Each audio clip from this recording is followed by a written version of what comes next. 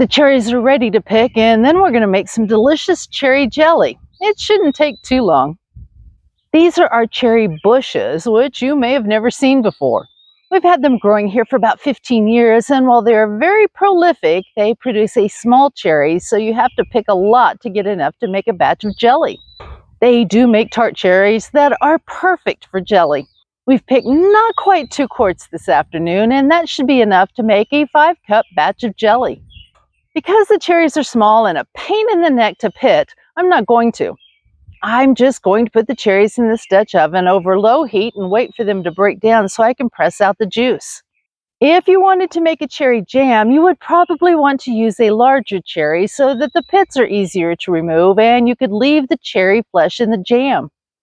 Once the cherries have heated to the point that the fruits are starting to pop, you will want to take a potato masher to mash the cherries into a juicy pulp.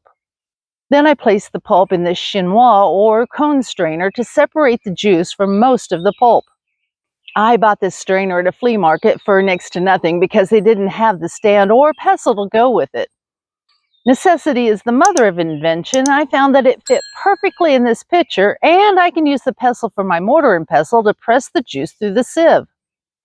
The pitcher collects the juice, making it handy to pour.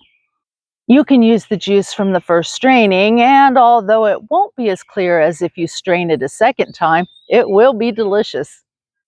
I like my jelly to be as clear as possible, so I strain the juice through a very fine sieve to remove as much pulp as possible. Now that the juice is ready, it's time to make the jelly.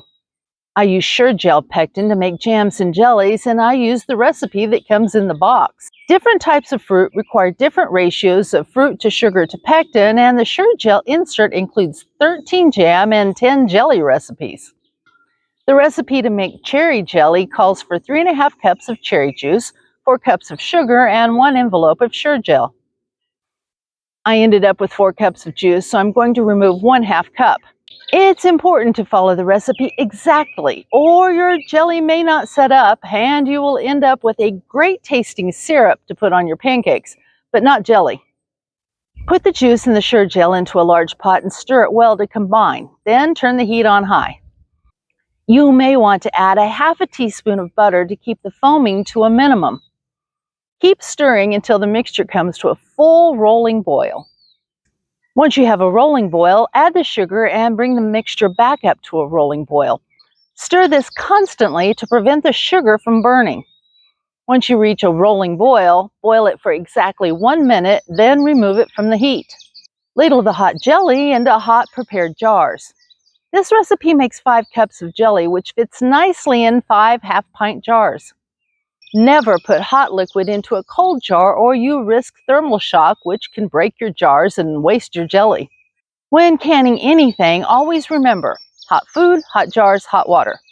When water bath canning, you want to make sure the jars are completely submerged with about 1 to 2 inches of water over the top of the jars.